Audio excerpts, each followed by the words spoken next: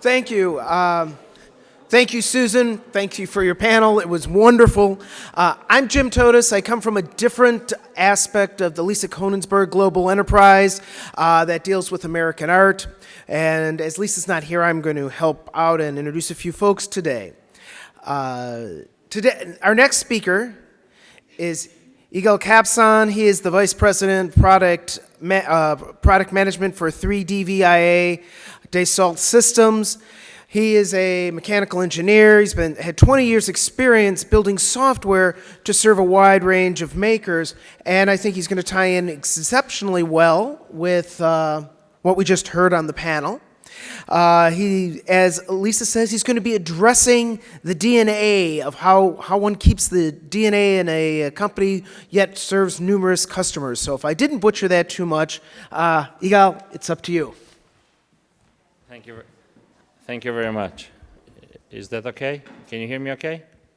Great. So I'll admit from the beginning, for me, fashion is go to the closet, get whatever's there. And I don't even know how it gets there. So I'll give you a little bit of what's interesting is coming from the engineering world where we develop software, CAD software, to serve aerospace, automotive, and other industries, the challenges are very similar of waste and management and materials. I do have a connection to the artistic world. Some of you may be familiar with an artist by the name of Frank Stella. Okay, so for the last 15 years, I've been the lead designer for Frank. And so you see, and actually there is an exhibition now we presented at the Metropolitan Museum. There is the 5th floor of the Whitney Museum is now all our work. And so here are just several examples of some of the work that's been done in the last years. Now they're all 3D printed. And they're in the size, sometimes all the way up to the ceiling. And it's pretty big pieces. So about 3-4 years ago, and again, to print something like this, it's hundreds of thousands of dollars. So a few years ago, I decided, okay, I know how to design, and now all the service bureaus of 3D printing offer cheap 3D printing and decent quality. So I said, well, let's take my engineering skills and design some jewelry for my wife. I did some pieces, we got them printed. She started wearing them, and friends said, well, we want some too. Where did you get them? How long did it take you to do it? I said, well, it takes about 20 years and 2 more hours. And then I realized, okay, and they keep asking, can you make some more? Can you make? And at some point I said, okay, I'm a much better engineer and software designer than a jewelry designer, but there is a need. People want to get something unique. People want to get something of their own and to have an impact on it. And that's where the idea was born of how do we enable personalization to the mass market, to the consumers, people that, not to the makers. There are maybe, I don't know, 100 million makers in the world. There is 1 billion people buying online on a daily basis. People that don't want to buy 3D software, don't want to learn 3D software, all they care is a unique product. They don't care if it's 3D printed or made in a different way. Which, by the way, I think we all know that the 3D printed jewelry industry has been using the jewelry industry has been using 3D printing for 10, 15 years already. It's nothing new, but it's still very tied to a CAD and a designer. So if you want something unique, you'll come to the store, say, change this. I said, wait, let me call my designer. He or she comes with their computer, start changing. A very unscalable business. And again, business is important. My father always said, only the birds sing for free. We need to make money as well. So what we created, so Dassault Systems, you guys may have heard about a tool called SolidWorks. So Dassault is the maker of SolidWorks. 60% of the 3D content in the world is made with Dassault Systems software. Okay? So what we said was, let's see how can we take all the 3D knowledge we have for different verticals, for engineers, for professional people, and bring it to the mass market. And what's the benefit? There is a benefit for the retailers. There is also a benefit for the consumer. So if we look at personalization instead of today when you talk about personalization, it's usually content pushed into us, the customers, based on, if you go to Amazon, your Amazon page will look different than mine. Or you go to Google, they will know different things about you than they know about some other people. So instead of only pushing content into us, we said, well, let's give the power to the consumer. How will the consumer affect how do they interact with their brand? People still want to buy a branded product, but they want a branded product with a twist. And the brands on the other side, they want loyalty. They want loyalty, they want to attract customers, so customers can have an emotional connection to what they buy. So when the consumer gets involved in defining what the product is, they feel like the designer. And when they feel like the designer, they're willing to pay more. So it's a win-win for everybody. I have one of a kind, I designed it, or I helped to design it, I'm willing to pay more. So those are all great challenges, and if you look at everybody talk about the future of retail is in personalization, and personalization is not only jewelry. We are focused on jewelry right now, and that's the example I'll show you, but the platform, the software we are developing can be applied to jewelry, can be applied to furniture, can be applied to anything that has a means of manufacturing. It doesn't have to be 3D printed products only. So from that, again, we can divide it into two. There are some brands don't have a retail arm. They only sell to retailers. And some have a combination. And again, this is a little bit of the business side, but it's very important for both. There is financial needs and the requirements behind enabling personalization. Close personalization is still not there, purely because of the manufacturing means that are not there yet, materials and so on. But it will get there. It will get there, and that's what we're building. We're building a horizontal platform to serve those industries. 3D printing, it's a bubble today. It's a bubble that hasn't proven itself yet, mainly because of the manufacturing process, but the opportunity is there. Jewelry, it's a very well-worked oiled machine, and that's exactly where we're going. So 3D printing enables the creation of one-of-a-kind, but just like your printer at home, if there is no content, it's a paperweight. Okay? And if you look back at the revolution of the 2D printing, until a point where tools were available for us to create content at home that is printable, the printing industry didn't take off. And in the beginning, it was very, very expensive printers, very low quality. Then suddenly the printer's price shrank, the ink price went up. It's exactly what's going to happen in the 3D printing industry. The printers are extremely expensive, the quality is very low. They're going to improve, and you'll see the materials go up. But again, if there is no content, the 2D content and 3D content are two very different things, because the paper can suffer anything.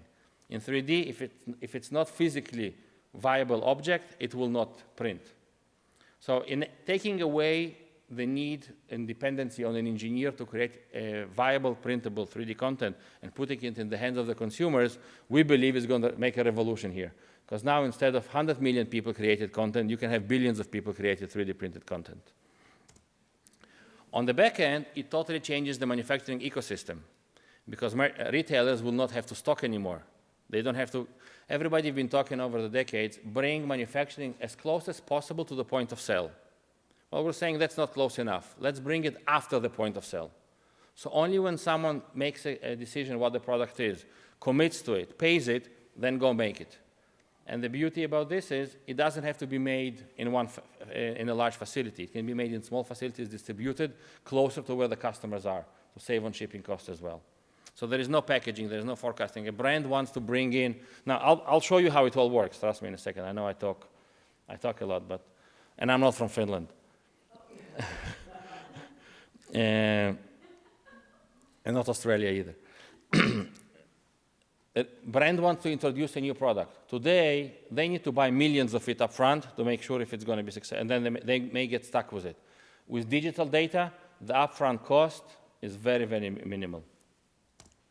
So what we want to do is, we are the bridge. We're not creating content. The content is still the brand, is still yours. We are not the marketplace. We're not the store where you come to go. You'll go to your familiar online stores where you want to buy it. And we're not the manufacturing as well. But all three ecosystems don't talk to each other. We are the bridge, that brings it all together. And while doing that, it totally changes the consumer experience online. Today, when you go online, you have a catalog to pick from, and which someone else decided what it will look like and what it is. For this retailer to have this catalog available and ship it to us in a day or two, they must stock. And they must stock millions of it prepared for the customers to buy. We're saying that's not good enough. That's exactly what we want to change. So the new ecosystem that we're introducing is, instead of picking from a catalog, personalize your own. Now, to do that, there is no catalog anymore. There is a digital catalog as a starting point, and that's where our platform fits in. The blue, what is my mouse? The blue area. But what that means is, instead of making 1 million of one, you're going to be making millions of different ones. So each one is unique. That's a whole different ecosystem behind the scenes that needs to support it. So every SKU is now endless amounts of products, because each one of us can create something unique for ourselves. So how does it work? So here is a demo with a local jewelry brand. Cecile Riley, she's actually here in the audience, so thank you for allowing us to do that. And now what you'll see here is it's using the building blocks that Cecile enables her customers to customize, but I've designed it, so it may not look good. It's a man buying jewelry. But so take a look at the demo. Basically, this piece is embedded into whatever retail online store there is. It's a photorealistic environment. You can zoom, you can pan. And again, this is not our content. Content is yours, the brand, the designers. And now the customer wants to do some changes to it. So they can say, okay, I don't like this orientation. I may want to rotate it differently. Or I don't like that piece. I'm going to totally reassemble it with different pieces that Yvonne put in her library to enable the customer. So the brand recognition is still fully here because it's not out of the blue. And you know what? I don't even want 5 stones here. I want to put another type of piece in here. So yeah, I've totally changed the starting point. But again, it's based on what the brand allows me to do. And I'm going to change the stone as well. Now, when it's really, as this is a demo, but when it's really integrated into your system, the prices will update based on the material, based on the stone types, and I can change the stone I see. So what you see is what you get. You see it up front, and you don't really care how it's manufactured behind the scenes. I'll talk about the ecosystem in a minute. So it can be 2 pieces. It can be 3 pieces. You'll see in a second. If you want to put an engraving on it, we enable that. You can do that as well. And it's not laser etched. It's a 3D engraving, so you can actually feel the texture.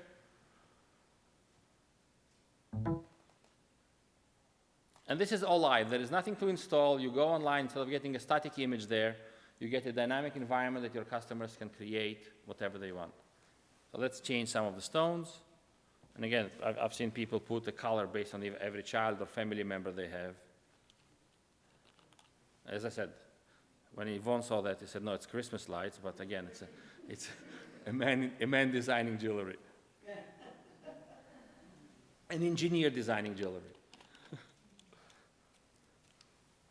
But again, if the customer wants, they can do it. It's purely up to them.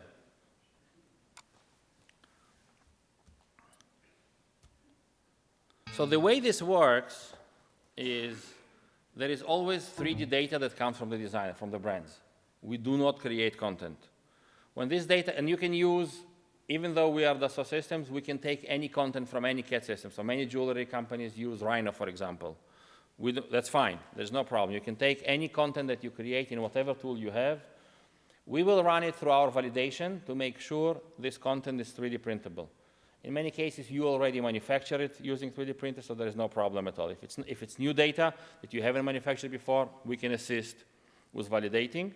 Then it gets into our environment, which, again, you are the operator. You or your CAD designers are the operators, and you define the conditions, what you want to enable the customers to do.